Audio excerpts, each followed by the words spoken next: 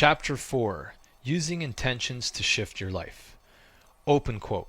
You may consider yourself an individual, but as a cell biologist, I can tell you that you are in truth a cooperative community of approximately 50 trillion single-celled citizens.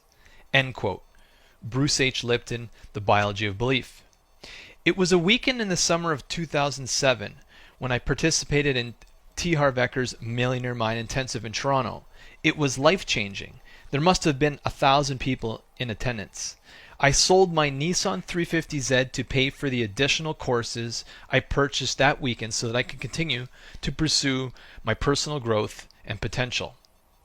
During the course, we learned about affirmations. I started using the affirmations from the course. I was diligent and practiced these affirmations every day. I would say things to myself like, I have a millionaire mind, or I am rich. I was persistent and I kept saying these affirmations every day for about 6 months. I was determined. I believed in this. I know this will work. I just need to keep doing it, I would say to myself. Yet nothing really changed in my life. That's when I realized it was because I wasn't accessing the subconscious mind. I wasn't internalizing the idea. I wasn't giving instructions to the 50 trillion cells in my body. That's right. You have an estimated 50 trillion cells in your body. Every cell's got a respiratory, digestive, and excretory system. Virtually every cell's got an immune system. Cells have a nucleus, so they are thinking cells. Cells are like miniature people. Your brain is the government for the 50 trillion miniature people in your body. Every moment is a moment when you are having continuous communication with these citizens based on what you think and feel moment to moment. Now the question is, how do you command the 50 trillion cells of your body? What do you tell them to do? What do you say to them? What commands do you give them? Are you talking to them at all? The answer is yes. If you get anxiety because you have an upcoming meeting that you are thinking about and you're feeling even a bit nervous about, then that message gets sent to every cell, the citizen, in your body.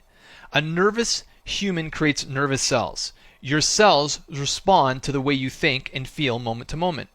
An intention is the instructions you give your 50 trillion cells. Your intent can be something positive or negative. It can be to heal something, attract something, create an opportunity, download new ideas, bring resources easily to you, attract people, whatever it is. Take a moment to ask yourself, what intentions am I setting? What instructions am I giving to those 50 trillion cells right now? The way to know the answer to that question is by how you feel.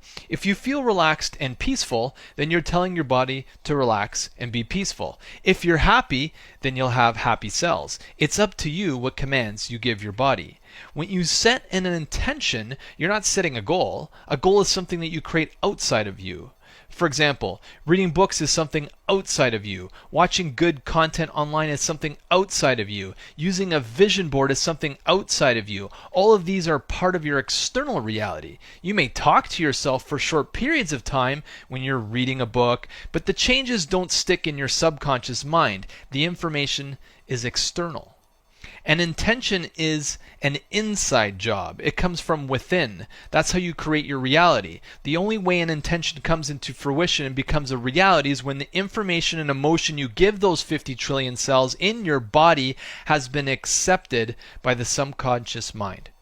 You always want to set the intention by internalizing the idea first. What most people are doing is simply setting goals, saying affirmations during the day, reading books, or watching videos on YouTube. There's nothing wrong with any of those things if you want to gain a deeper understanding of certain concepts. In fact, it's probably one of the reasons you're reading this book. However, if you want to see a catalyst for real change in your life, then you'll need to give commands and directions to the 50 trillion cells in your body. You need to seed your subconscious with information and emotions. That way the intent gets internalized and accepted as a present fact. Open quote. A cell is a programmable chip whose behavior and genetic activity are primarily controlled by environmental signals, not genes. End quote. Bruce H. Lipton, The Biology of Belief.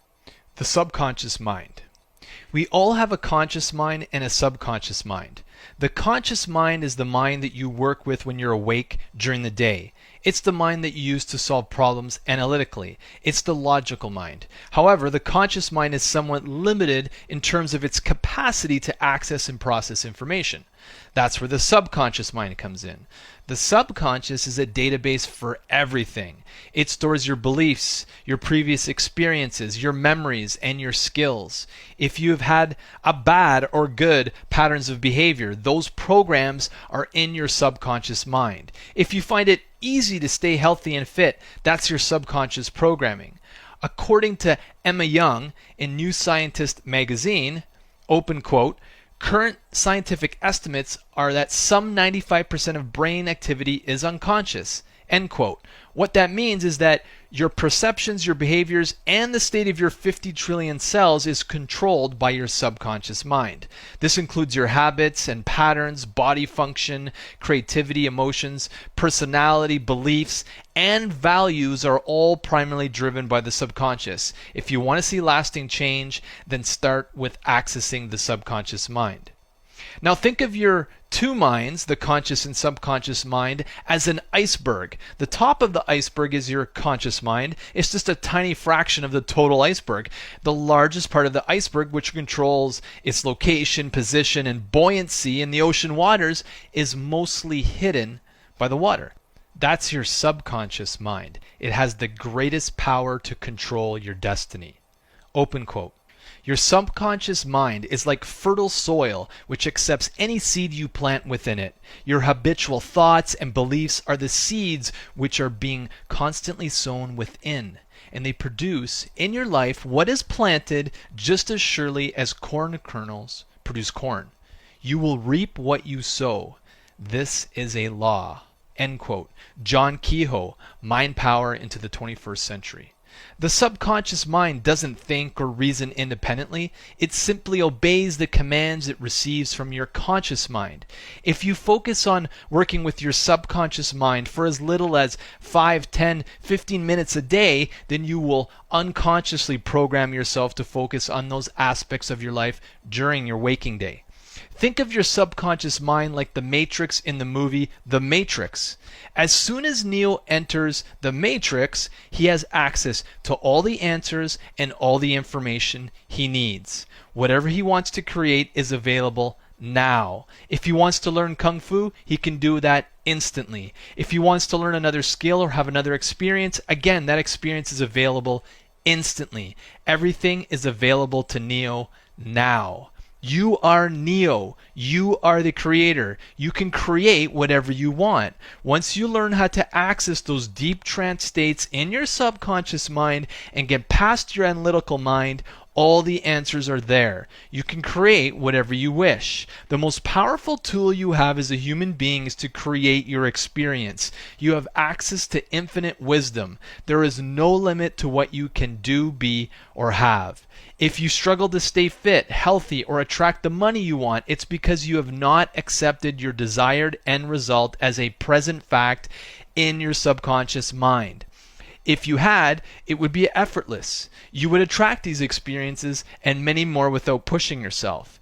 Your subconscious mind contains all information and all realities. Your job is to give those 50 trillion cells instructions to put those ideas and realities into being using your subconscious mind. Now, what about goals? It's one thing to set a goal, but the real change happens when you internalize the idea. The intent must be internalized. It can't be something outside of you. If you're in sales or in business and you have a lot of reluctance to conduct sales calls, then it tells me that you haven't internalized the intent. If the intent is internalized in the subconscious mind, then life gets really easy. An external goal you wrote on a vision board or in your journal is not enough for it to show up in 3D physical reality because your subconscious mind has not accepted it as a present fact.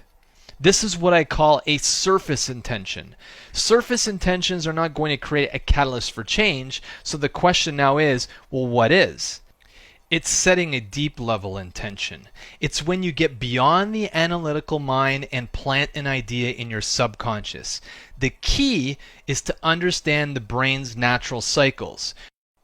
Thanks for listening to this free sample of the 7-day manifestation experiment, how you can create the life of your dreams. If you'd like to order the book, you can get it on Amazon, Barnes & Noble, or on Audible in the description in the links below. Thanks again for listening. My name's Steve, and we'll talk to you next time.